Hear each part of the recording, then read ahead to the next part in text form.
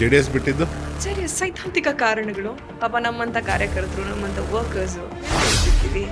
So ideology ಅಂತ ಮರೆತರು, ನಾವು ನಮ್ಮ ಐಡಿಯಾಲಜಿ ಕಡೆ ಹೊರಟ್ವಿ. ನಮಗೆ ಸರ್ವಜನಾಂಗದ ಶಾಂತಿಯ ತೋಟನೂ ಬೇಡ, ಕುವೆಂಪು ಸಿದ್ಧಾಂತನೂ ಬೇಡ, ಜಾತ್ಯತೀತವಾದನೂ ಬೇಡ ಅಂತ ಹೇಳಿ ಕೋಮುವಾದಿಗಳ ಕಡೆಗೆ, ಒಂದು ಧರ್ಮ, ಒಂದು ಭಾಷೆ, ಒಂದು ದೇಶ ಅನ್ನೋರ ಕಡೆಗೆ ಹೊರಟು ನಿಂತರು. ನಜ್ಮಾ ಅವರೇ, ಈ ಹಿಂದೆ ಫಾರ್ಮರ್ ಪ್ರೊಟೆಸ್ಟ್ ನಡೀತು, ಅದ್ರಲ್ಲಿ ತುಂಬ ಪಾರ್ಟಿಸಿಪೇಟ್ ಮಾಡಿ ತುಂಬ ಹೋರಾಟ ಮಾಡಿದ್ರಿ ಎಲ್ಲ. ನಿಮಗೂ ರೈತರಿಗೂ ಏನು ಸಂಬಂಧ? ನಾವು ಅಪ್ಪಟ ರೈತರು. ನಾನು ಯಾವಾಗಲೂ ಎಲ್ಲ ಕಡೆ ಹೇಳ್ತಿರ್ತೀನಿ, ನಾನು ಧಾರ್ಮಿಕವಾಗಿ ಮುಸಲ್ಮಾನಳಿರಬಹುದು. ಸೊ ಹಾಗಾಗಿ ನೀವು ಯಾವಾಗಲೂ ಚಲಾವಣೆಯಲ್ಲಿ ಇರಬೇಕು, ಮನೇಲಿ ಇರಬಾರ್ದು ಅನ್ನೋದಕ್ಕೋಸ್ಕರನೇ ಕಾಂಗ್ರೆಸ್ಗೆ ಬಂದ್ರ? ನಾನೇನು ರಾಜಕೀಯಕ್ಕೆ ಬಂದು ಚಲಾವಣೆಗೆ ಬಂದವಳಲ್ಲ.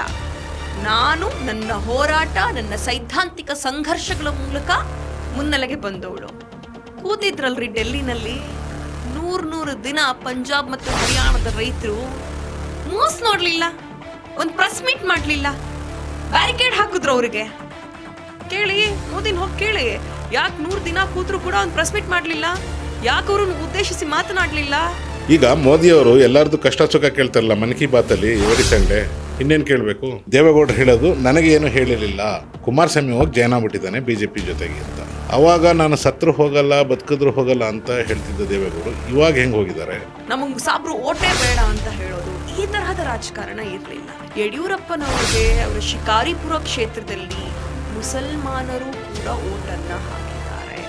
ದೇವೇಗೌಡರು ಜಾತ್ಯತೀತ ಅಂತ ಎಷ್ಟು ಇಟ್ಕೊಂಡು ಅವರೇ ಹೋಗಿದಾರಲ್ಲ ಕೋಮುಗಲಭೆ ಮಾಡೋರ ಜೊತೆ ಅಂತ ಹೇಳ್ತಾ ಇದ್ರಲ್ಲ, ಅವ್ರ ಜೊತೆ ಹೋಗಿದ್ದಾರೆ ಅಂತ ಹೇಳ್ತಾ ಇದ್ರು. ಮತ್ತೆ ಯಾಕೆ ಹೋಗ್ಬೇಕಿತ್ತು? ಬರೀ ಪುತ್ರ ವ್ಯಾಮೋಹನ ಅಥವಾ ಬೇರೆ ಬೇರೆ ಏನಾದರೂ ಇದೆಯಾ? ಅಧಿಕಾರ ವ್ಯಾಮೋಹ ಮತ್ತು ಪುತ್ರ ವ್ಯಾಮೋಹ, ಆಫ್ ಕೋರ್ಸ್.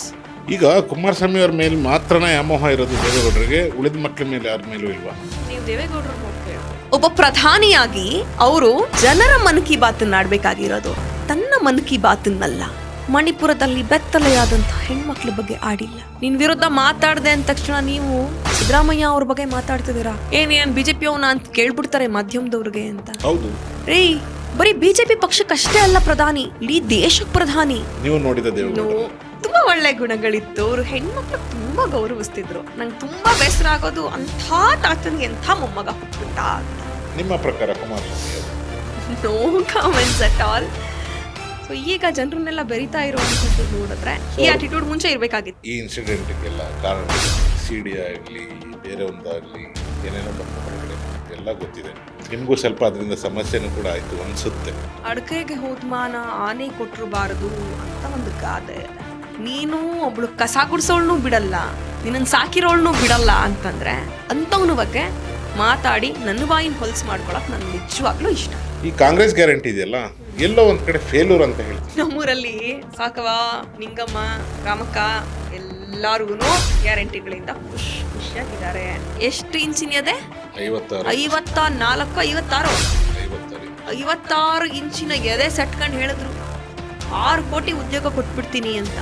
ಯುವಕರು ಯುವತಿಯರು ಇಂಜಿನಿಯರಿಂಗ್ ಮಾಡ್ಕೊಂಡು, ಡಿಗ್ರಿ ಮಾಡ್ಕೊಂಡು, MBA ಮಾಡ್ಕೊಂಡು ಉದ್ಯೋಗ ಕೇಳಕ್ ಹೋದ್ರೆ ಪಕೋಡ ಮಾರಿ ಅಂತಂದ್ರು.